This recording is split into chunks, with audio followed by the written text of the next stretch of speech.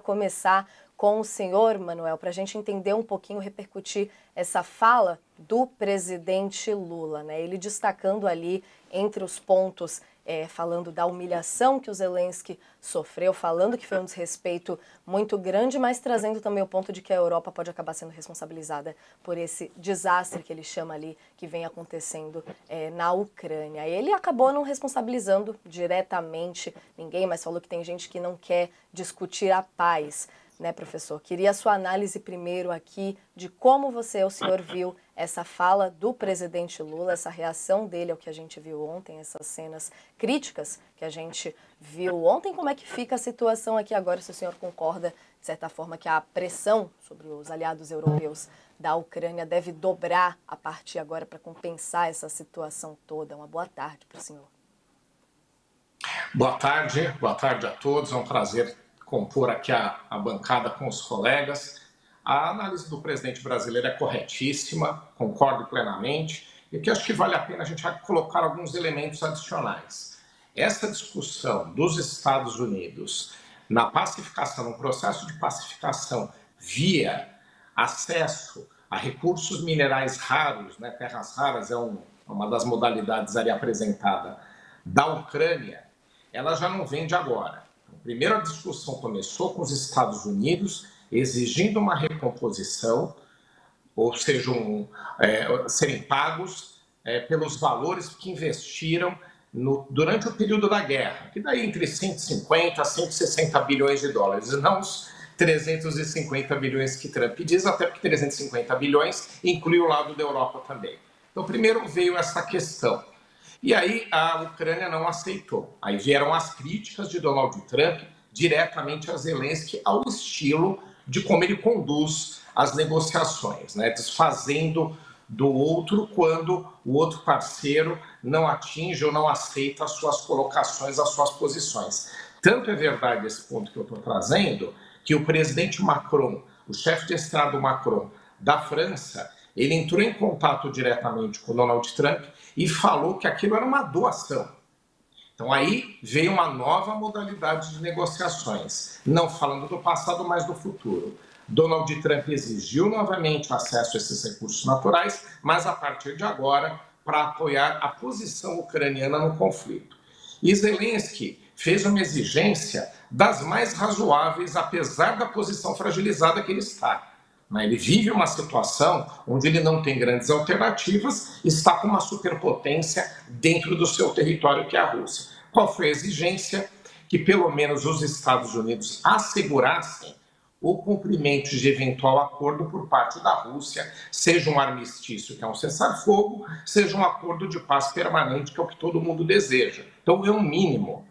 E quando o Donald Trump chamou o Zelensky para a Casa Branca, ele chamou para desgastá-lo mais ainda, porque ele não aceitava as exigências feitas. Então armou aquela situação que nós acompanhamos, que foi de uma deselegância enorme e que fere, sim, a diplomacia internacional, porque não é a forma como a gente imagina que chefes de Estado se posicionem, pelo menos que em público. Se, em particular, as negociações são difíceis e colocações são feitas, que sejam feitas em particular no processo, mas não ali numa apresentação oficial, e a gente imagina que a posição, o que quis fazer Donald Trump com tudo aquilo, foi novamente desgastar Zelensky, já que ele não trouxe a posição que Donald Trump esperava e que não quis o seu país fragilizado num processo de acordo. E nessa linha que a gente está vendo muitas análises falando ali justamente num ponto que o senhor toca de essa cena, de certa forma, poder ter sido armada, né?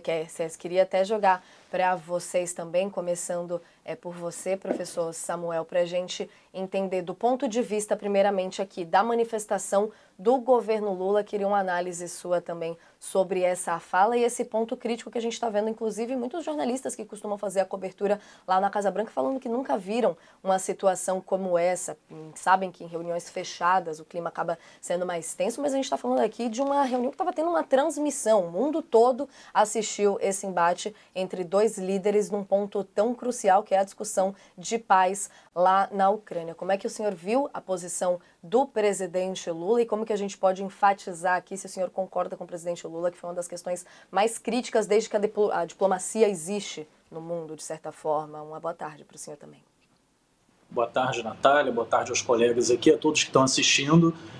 Eu acho que o Lula está correto, né? Uma avaliação que todos nós tivemos no primeiro momento em que assistimos aquilo ao vivo, de que era algo inédito, né? Uma coisa nunca antes vista, pelo menos ao vivo na televisão, até porque os adversários da Casa Branca geralmente não são levados ao Salão Oval. Então a gente tem ali um suposto aliado, né, sendo humilhado internacionalmente. As palavras que o presidente Lula usou para definir aquilo ali são corretas. Mas era uma coisa que, de certa forma, já havia uma grande apreensão por essa reunião, e o Lula até aponta isso num dos trechos não destacados do que ele falou, né? Ele, de certa forma, dá também uma cutucada no Zelensky ao dizer que quem trouxe a situação aonde está são aqueles que não querem a paz. Claro que é uma fala aberta, bem ampla, mas ele, nesse momento, meio que se alinha, né, a uma crítica que o Donald Trump está fazendo de que o Zelensky não procura a paz enquanto ele, Trump, procuraria. Bom, quando nós observamos a ida do Zelensky ao longo dessa semana para Washington, havia uma grande tensão, porque você ouvia de um lado do Oceano Atlântico de que haveria um acordo da entrega das terras raras em troca de mais apoio futuro a Kiev, enquanto do outro lado do oceano, em Washington, você ouvia que essa troca era por feitos passados, por tudo aquilo que os Estados Unidos já vinha fazendo pela Ucrânia ao longo desses últimos 3 anos. Nesse embate que nós assistimos ao vivo, o Trump até acrescenta mais, ele tenta colocar na conta não apenas os cento e tantos bilhões de dólares dados no período da guerra propriamente dita, mas ele traz para o debate também todo o período de 2014 para cá, desde a crise da Praça Maidan, né, e da mudança de governo abrupta que houve na Ucrânia, com participação da Victoria Nuland, como representante dos Estados Unidos diretamente. Então ele meio que engloba esse período todo, né, os últimos 11 anos de apoio dos Estados Unidos. Não sabemos o que ele coloca nessa conta em todos os anos antes de 2022, mas na conta que ele apresenta são 350 bilhões. Bom, isso é o de menos. O valor aí, embora sejam valores astronômicos, é o de menos. O fato é, ambos chegaram naquela reunião propostos a soluções diferentes. Enquanto o Zelensky ia para um evento no qual ele sabia que a outra parte estava oferecendo algo diferente do que ele propagava, Trump também sabia que essa outra parte estava vindo com uma outra expectativa, não aquela que ele, Trump, desde a eleição, vinha dizendo: eu não vou dar continuidade na guerra. Ele chegava a exagerar: no primeiro dia do meu mandato essa guerra vai acabar. A viagem que foi feita à Europa agora pelo vice dele enfatizava isso novamente. Os Estados Unidos não prosseguirá financiando e armando o lado ucraniano. Então havia um descompasso evidente. Essa reunião tinha tudo para ser explosiva, só nós não sabíamos que ela ia ser de tal forma espetacular, né? E aí nós estamos falando de dois presidentes que vêm da mídia, né, que vêm de talk shows, de participação em auditórios. Tanto Trump quanto o Zelensky têm essa verve propagandística, né? E o que tinha possibilidade de pegar fogo, pegou fogo, né? Nós vimos ontem. Bom, daqui para frente, eu acho que a gente ainda vai comentar. É uma situação muito complicada para a Ucrânia, que sem o apoio dos Estados Unidos, que representa quase 70% do orçamento da OTAN, é muito difícil que os países europeus tenham a disposição de dobrar, triplicar o seu investimento e continuar sustentando o lado ucraniano. É preciso entender agora de que forma o Trump também vê essa fragilidade da Ucrânia diante de Putin como uma forma dele, Trump, junto com Putin, de certa forma dividirem os espólios dessa ofensiva na Ucrânia. Muito importante sua análise, professor, até para a gente fazer essa costura aqui, de certa forma, né? Já dando esse tom de daqui para frente. A gente falando aqui do apoio das lideranças europeias como um todo, a gente viu na resposta do próprio Zelensky, ele comentando da importância de ter dado a resposta ali, de certa forma, de que não pediria desculpa, mas reforçando a importância dos Estados Unidos nesse contexto que o senhor trouxe aqui para a gente. Queria ouvir o professor Leonardo nesse sentido também, para entender a sinalização que a gente tem agora, desde a posição também do presidente Lula, para a gente entender como o Brasil vem se posicionando nessa discussão que está cada vez mais tensa, mas dessa própria reunião dessa espetacularização que a gente acompanhou, como o professor Samuel estava discutindo aqui, Leonardo. A partir daqui, que sinais que a gente dá para o mundo, que eles dão para o mundo nessa conversa? Aumenta uma desconfiança de qual vai ser a atuação dos Estados Unidos, mostrando justamente esse alinhamento, no caso com o Putin, que inclusive dentro até das discussões que os Estados Unidos vem traçando aí para repercussão, para o próximo passo da guerra e de discussões de paz entre a Rússia e a Ucrânia, sem envolver a Ucrânia, inclusive, nas discussões, uma bomba que está explodindo ainda mais agora, né? Quais sinais que a gente tem para entender como essa disputa vai acontecer daqui para frente, professor? Boa tarde. Olá, Natália, todos que estão aqui com a gente, meus colegas Samuel e o professor Priela. Bom, você fala em que é alinhamento, eu faço algo diferente, eu acho que é um desalinhamento. Eu fico imaginando que cada aliado dos Estados Unidos nesse momento deve estar pensando. Como os meus colegas já adiantaram anteriormente, boa parte dessa reunião se lidava com uma questão relacionada aos Estados Unidos ter parcela dos royalties do governo, enfim. O governo ucraniano teria sobre terras raras e petróleo, né? Quer dizer, o governo tem direito. O ponto essa ideia foi lançada lá no primeiro momento pelo próprio Zelensky, logo que o Trump chega no governo, já ficou preocupado com a baixa do apoio estadunidense em relação à Ucrânia. O Trump obviamente gosta da ideia, já tinha gente nos Estados Unidos falando sobre isso. Ele vem com essa ideia de que ele queria quase 500 bilhões de dólares ou coisa parecida, uma fortuna que era muito além do que ele já tinha cooperado. O Zelensky diz que não tem condições de fazer isso, o governo ucraniano fala que não tinha. A gente viu nas últimas semanas, então, os Estados Unidos, Trump, vira para o Putin, faz uma ligação muito longa, faz uma reunião com os seus ministros de relações exteriores, tanto dos Estados Unidos quanto da Rússia, na Arábia Saudita. Eles acabam, inclusive, cortando não só a Ucrânia, mas cortando também a Europa dessa negociação. Então, o alinhamento, nesse momento, está muito difícil, de maneira geral, para quem quer que seja aliado norte-americano. Eu acho que essa é a principal sinalização que eu percebo, não só do Zelensky, né? Zelensky certamente é uma pessoa muito frágil, ele não tem condições de lidar, obviamente, em relação à Rússia sozinho, ou só com a Europa, como também o Samuel já colocou muito bem, ela, enfim, lida basicamente com 40%, ou melhor, até hoje, lidou com 40% da ajuda armada, né? Com recurso para armas para a Ucrânia, e não tem condições nesse momento muito rapidamente de levantar mais recursos, inclusive porque a própria Europa vive um problema muito sério com os grupos mais nacionalistas, que até têm uma certa simpatia pela Rússia, estão ganhando espaço na política europeia, e há de vir agora a última eleição na Alemanha. Então, eu acho que esse é o principal recado. Não há um alinhamento, há um desalinhamento em relação a quem quer que esteja relacionado aos Estados Unidos nesse momento. Se eu sou Coreia do Sul, se eu sou Japão nesse momento, eu fico bastante preocupado em confiar efetivamente na política transacional do Trump em relação aos seus aliados.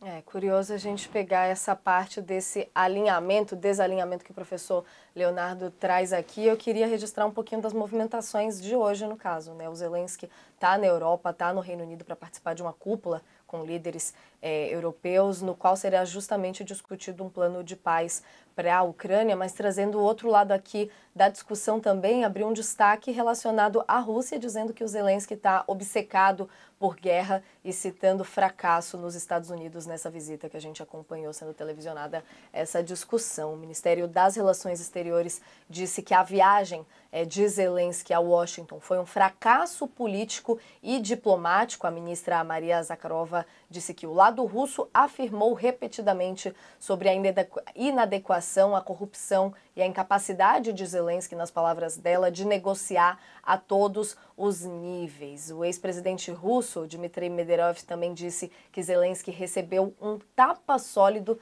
nessa reunião com o Trump, descrevendo ali o comportamento do presidente da Ucrânia como escandalosamente grosseiro durante a estadia em Washington. A ministra das Relações Exteriores disse, inclusive, ainda que as ações dele na ocasião são uma ameaça mais perigosa para a comunidade mundial, como instigador e responsável de uma grande guerra, dizendo ainda que Zelensky está obcecado em continuar a guerra. É isso mesmo?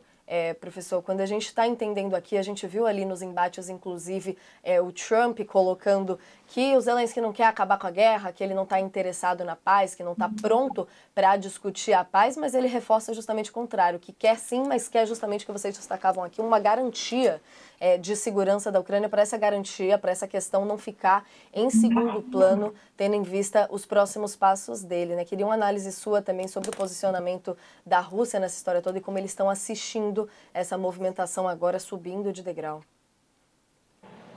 Bom, primeiro, a Ucrânia ela tem todo o interesse, total interesse na paz. Estou nem dizendo a questão ao Zelensky, mas como um país. Então imagine só as situações que foram colocadas a ela. A guerra começou, dentre outros motivos, né? Você pode fazer várias análises, mas aqui tem dois motivos principais. Um era na vontade, na intenção da Ucrânia de ingressar na OTAN.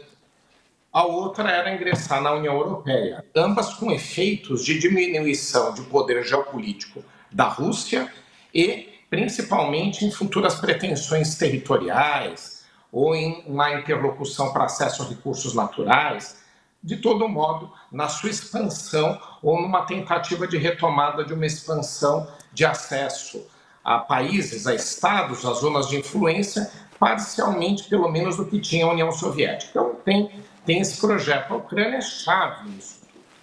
Então, a partir do momento que a Ucrânia estava encaminhando essas suas pretensões, se tinha ou não chance, a gente pode discutir depois, a Rússia se viu ali motivada à invasão. Então, primeiro, não se foi dado à Ucrânia direito a essa autonomia de tomar decisão nesses ingressos nas organizações internacionais que eu mencionei. Já invadida, como ela apresentou um grande grau de resiliência, de resistência até mesmo por conta própria, né, veio ali uma situação onde talvez ela ainda conseguisse negociar essa desocupação russa, desistindo dessas pretensões. Então, naquele momento, a conta era cara, mas a conta era essa. A partir do momento que a Rússia invadiu o território e domina entre 20% e 22%, a Rússia mudou sua pretensão. Além das exigências de não ingresso que eu mencionei, vieram as exigências também que agora ela tem pretensões de tomar grande parte do território ucraniano. Então, como é que pode-se colocar culpa no presidente ucraniano, no governo, como se queira, independentemente de se achar que ele é o mais adequado ou não, esse não é o meu ponto, como é que pode se colocar na conta deles um Estado ocupado que tem que dar grande parte do seu território, que perde autonomia de decisões internacionais, a culpa pelo conflito? Não, aqui nós temos que saber se atende-se total ou parcialmente o que a Rússia está pretendendo para fazer um acordo ou se não se aceita e parte para um apoio mais ostensivo à Ucrânia. Esta é a situação que se apresenta. E o posicionamento russo é muito claro. Essas pretensões motivam a Rússia nessa continuidade. E aí, como tudo se desconstruiu nesse período, veio o desabastecimento de gás russo para a Europa, com consequências econômicas. A gente vê o descalabro econômico da Alemanha, por exemplo, que tem relação com isso. Então, a Europa se fragilizou nessa sequência, a China se fragilizou, porque conseguiu um feito inédito, que foi levar a Rússia para o seu colo. A Rússia se sustenta na única potência que não lhe aplica sanções, que é a China. Então, mudou esse cenário todo. Mas eu não vejo a Ucrânia com essa questão. A gente pode até entender historicamente outros pontos, mas que agora a situação que se apresenta é de fragilidade, que ela é obrigada a tomar decisões difíceis, a ter um prejuízo enorme territorial e de posicionamento internacional em prol de um acordo da paz. E a Rússia, como é que fica nisso? O que ela vai ceder? Ela vai só diminuir pretensões? Então eu acho que o jogo não é esse.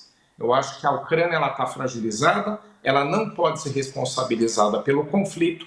A Rússia continua nessa vontade, nessas suas pretensões, então que precisa se decidir, em termos de potências internacionais, Estados Unidos e Europa, como é que vão lidar com a Rússia.